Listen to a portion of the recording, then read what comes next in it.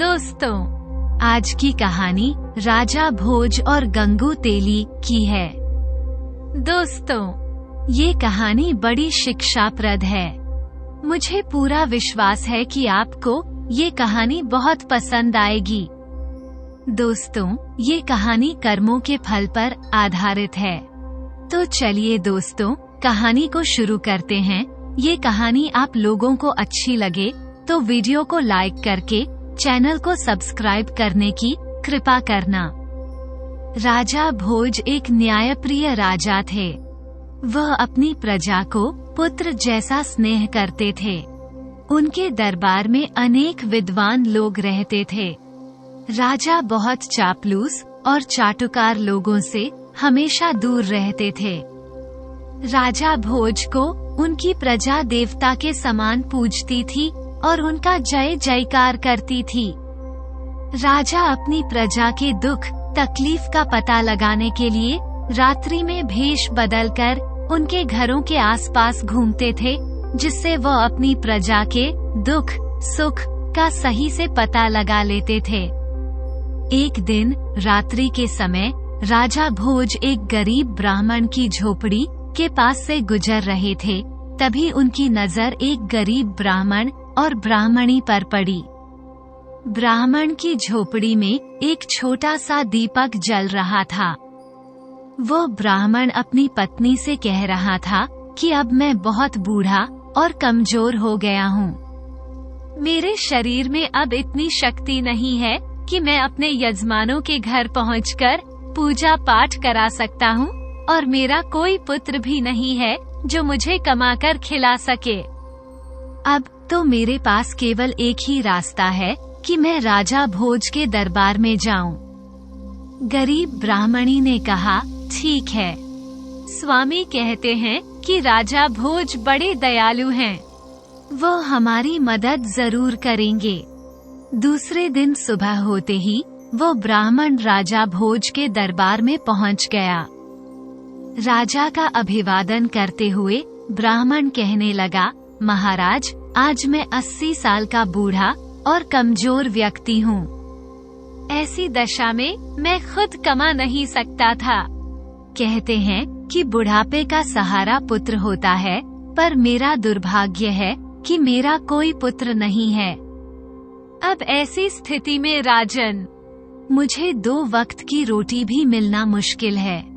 राजा भोज ने उस ब्राह्मण की गरीबी का पता रात्रि में ही लगा लिया था। इसलिए राजा भोज ने सोने और चांदी के सिक्के उस ब्राह्मण को दे दिए। ब्राह्मण के पास अब इतना धन आ चुका था कि वो सुखपूर्वक अपना जीवन व्यतीत कर सकता था। ब्राह्मण खुशी खुशी घर पहुंचा और वो रुपये एक लकड़ी के संदूक में रख दिया। किंतु रात्रि में एक विचित्र घटना घटी। सुबह जब वो ब्राह्मण संदूक खोला तो सारे रुपये गायब थे। ब्राह्मण सोच में पड़ गया कि उसके घर के दरवाजे सुबह तक बंद थे। कोई व्यक्ति घर के अंदर आया भी नहीं, तो रुपये कहाँ चले गए। वो ब्राह्मण व्याकुल होकर सुबह दूसरी बार राजा भोज के दरबार में पहुंच गया और रात का सारा हाल बताया। राजा ने उसे दूसरी बार भी सोने चांदी के सिक्के दिए। ब्राह्मण बहुत खुश हुआ। अब ब्राह्मण उन रुपयों से अपना नया मकान बनवा सकता था। किंतु होनी को कुछ और ही मंजूर था। ब्राह्मण रात्रि को गहरी नींद में सोया था। उसने स्वप्न में देखा कि राजा भोज उससे कह रहे हैं कि ब्राह्मण देवता, राज्य पर बहुत बड़ा संकट आ गया है। इसीलिए मैं वो रुपये लेने आया हूँ जो मैंने सुबह तुम्हें दिए थे। ब्राह्मण ने खुशी खुशी वो रुपये राजा को लौटा दिया। जब सुबह हुई तो ब्राह्मण ने देखा आज भी संदूक से वो रुपये गायब थे। ब्राह्मण की कुछ समझ में नहीं आ रहा था कि स्वप्न में लौटाए गए रुपये सचमुच कैसे गायब हो गए। वो गरीब ब्राह्मण सुबह राजा भोज के दरबार में पुनः पहुंचा और रात्रि का सारा वृतांत राजा के सम्मुख कह दिया। राजा घोर आश्चर्य में पड़ गया। वह चकित था। राजा ने अपने कोषाध्यक्ष को आदेश दिया कि सोने व चांदी के सिक्के ब्राह्मण को पुनः दिए जाएं। राजा की आज्ञा का पालन हुआ। ब्राह्मण खुशी खुशी घर पहुंचा, लेकिन राजा भोज ने निश्चय कर लिया था कि वह आज रात्रि खुद ब्राह्मण की कुटिया के पास पहुंचकर सब कुछ अपनी आंखों से देखेगा। रात्रि में राजा जब ब्राह्मण की कुटिया के पास पहुंचा तो रात्रि के तीसरे पहर की घटना देखकर राजा हैरान था। राजा ने देखा कि बिल्कुल उसी की शक्ल सूरत वाला व्यक्ति ब्राह्मण की कुटिया में पहुंचकर वो रुपए वापस मांग रहा है। राजा भोज ने जब ये देखा तो राजा से रहा न गया। राजा अपने उस हमशक्ल व्यक्ति के पास पहुंचकर कहने लगे कि महाशय, आप कौन हैं जो इस गरीब ब्राह्मण को दुखी कर रहे हैं? आप राजा नहीं हैं, राजा तो मैं हूँ। आप इस तरह से क्यों इस ब्राह्मण को दुखी कर रहे हैं और मुझे बदनाम कर रहे हैं? राजा के उस हमशक्ल ने राजा से कहा, राजन, आप नहीं जानते कि यह निर्धन ब्राह्मण अपने किए गए कर्मों का फल भोग रहा है। इस ब्राह्मण के रुपए या तो गायब हो जाएंगे या इसका बना बनाया मकान गिर जाएगा या इन पैसों का उपयोग नहीं कर पाएगा, क्योंकि सुख इसके भाग्य में है ही नहीं। राजन, हर व्यक्ति को उसके किए गए पूर्व कर्मों का फल मिलता है। इस ब्राह्मण की निर्धनता इसके पूर्व में किए गए कर्मों के कारण ही मिली है। राजा भोज ने कहा, इसमें कोई संशय नहीं है महाराज, लेकिन मैं आपसे विनती करता हूँ कि इसे कोई दंड ना दे। इसकी करनी का दंड मैं भुगतने के लिए तैयार हूँ। राजा ने बहुत अनुनय विनय की। तब राजा का वो हमशक्ल कहने लगा, राजन, होनी का दंड तो सबको मिलता है। मनुष्य कर्मों और भाग्य का गुलाम है। तुम्हें भी अपने पूर्व में किए गए कर्मों का फल भोगना पड़ेगा। इससे कोई बच नहीं सकता। इस दुनिया में सबको प्रकृति से लड़ना पड़ता है। ये प्रकृति ही सबको अच्छा और बुरा अवसर प्रदान करती है। कर्मों का खेल बड़ा विचित्र है। ये कहकर वह राजा का हमशक्ल गायब हो गया। एक दिन राजा अपने सबसे तेज और ताकतवर घोड़े पर सवार होकर जंगल में शिकार खेलने निकल गया। राजा के साथ कुछ सिपाही भी थे। सारा दिन शिकार की तलाश करते करते वो अपने राज्य की सीमा पर पहुंच गए। राजा के सिपाही पीछे छूट गए। तभी उस घोड़े ने एक ऊंची पहाड़ी से छलांग लगा दी। राजा भोज लहूलुहान होकर घोड़े से गिरकर मूर्छित हो गए। उनका मुकुट भी गिर गया। राजा भोज को जब होश आया तो उन्होंने देखा कि वे पड़ोसी राजा के सिपाहियों के कब्जे में हैं। सिपाहियों ने पूछा कि तुम कौन हो, यहाँ कैसे आया? राजा की जुबान बंद हो गई थी। राजा ने कोई उत्तर नहीं दिया। इस पर सिपाहियों ने राजा को हमलावर शत्रु समझकर मारा पीटा और घायल करके नगर के बाहर सुनसान जगह पर फेंक दिया। तभी उसी राज्य का रहने वाला गंगू तेली उधर से गुजर रहा था। उसकी नजर राजा पर पड़ी। वो घायल राजा को उठाकर अपने घर ले गया, क्योंकि राजा के भाग्य की विडंबना ही राजा को गंगू तेली के घर पहुंचा दिया गया। गंगू तेली ने राजा की मरहम पट्टी करके राजा को स्वस्थ कर दिया। राजा को जब होश आया तो राजा ने अपने जीवनदाता को देखा, लेकिन राजा तो बेजुबान हो चुका था। गंगू तेली राजा को देखते ही समझ गया कि वो कोई कुलीन व्यक्ति है जो भाग्य का मारा है, इसीलिए इसे शत्रु समझकर पीटा गया है। कुछ दिन बाद ही राजा भोज पूर्ण रूप से स्वस्थ हो गए। लेकिन राजा भोज ये जानते थे कि सत्यता जानने पर इस राज्य का राजा उन्हें शत्रु समझकर कैद में डाल देगा। इसीलिए राजा भोज चुप रहे। गंगू तेली ने राजा को कोल्हू पेरने का काम दिया। राजा ने उसे सहर्ष स्वीकार कर लिया। गंगू तेली खुद भी राजा के साथ कोल्हू का बैल बनता था। किंतु हीरा तो कोयले की बीच भी चमकता है और चिनगारी घोर अंधेरे में भी चमकती हुई दिखाई देती है।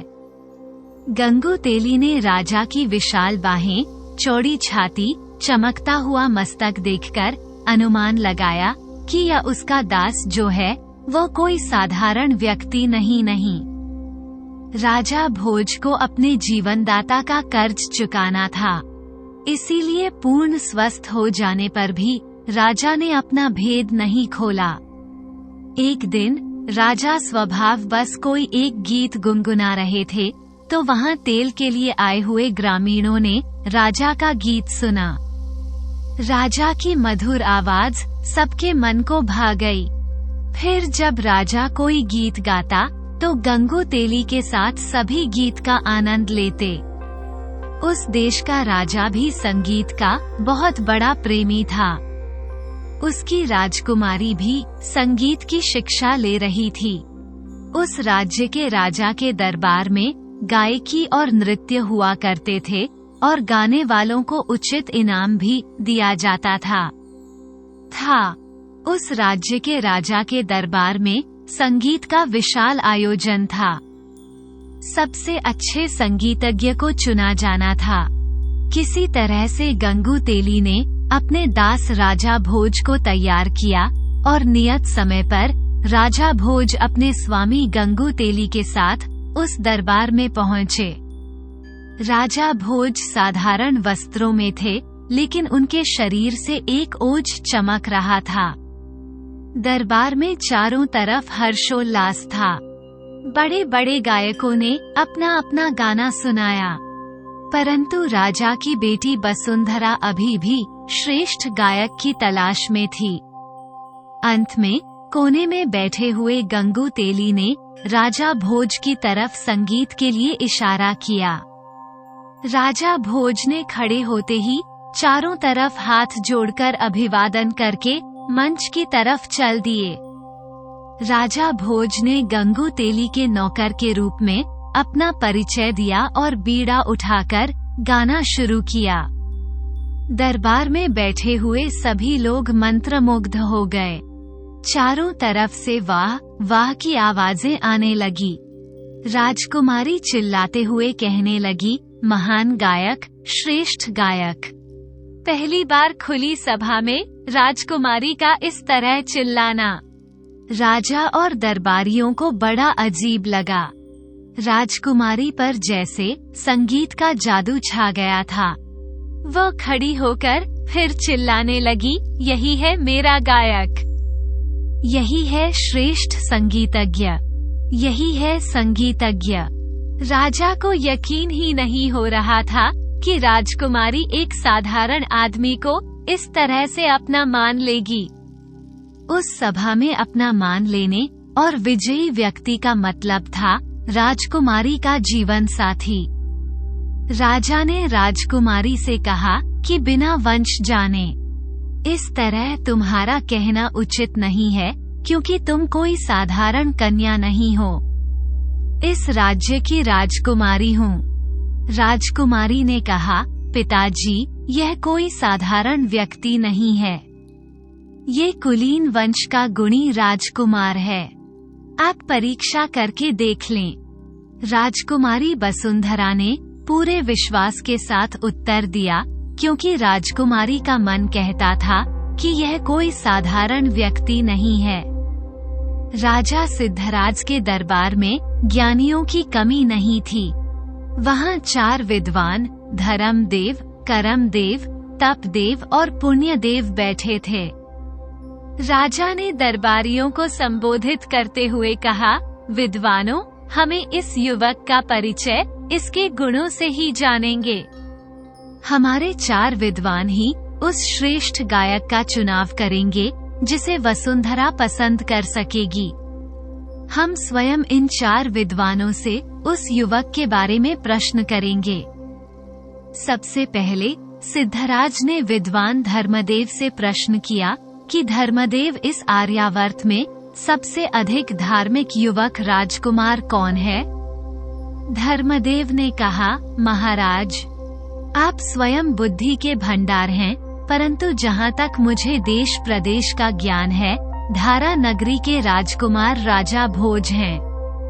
वे बड़े बड़े धार्मिक कार्य किए हैं। सारी प्रजा उन्हें देवता की तरह पूजती है। राजा सिद्धराज ने अगला प्रश्न तपदेव से किया कि तपदेव, आप बताएं कि इस धरती पर आप किस युवक को तपस्वी मानते हैं? तपदेव ने कहा, महाराज, राजा भोज ही कई युद्धों में जीवन मृत्यु के बीच पहुंचकर विजयी हुए हैं। ऐसे वीर को मृत्यु भी आसानी से नहीं छू सकती। राजा सिद्धराज ने तीसरा प्रश्न करमदेव से किया कि आप बताएं कि इस धरा पर किस युवक के कर्म अच्छे हैं? करमदेव ने कहा, महाराज, जहाँ तक मुझे ज्ञान है, राजा भोज के कर्म बहुत अच्छे हैं। राजा सिद्धराज ने अंतिम प्रश्न पुण्यदेव से किया कि पुण्यदेव, आप बताएं कि ऐसा कौन सा पुण्य आत्मा युवक है जो हमारी सभा में आकर हमारे सामने हमारी राजकुमारी का पाणी ग्रहण कर सके। महाराज, ऐसी पुण्य आत्मा तो इस धरती पर राजा भोज ही हैं। उनके पुण्य की कहानियां अनेक हैं। वे सबसे महान हैं। पुण्य देव ने स्पष्ट किया। अब सारे दरबार में सन्नाटा था कि अब इस युवक का क्या होगा। पर वो युवक बिल्कुल शांत और गंभीर खड़ा था। राजा ने उस युवक से पूछा कि तुम अच्छे कलाकार अवश्य ही हो, परंतु हमारे सभासदों का निर्णय सुन लिया होगा।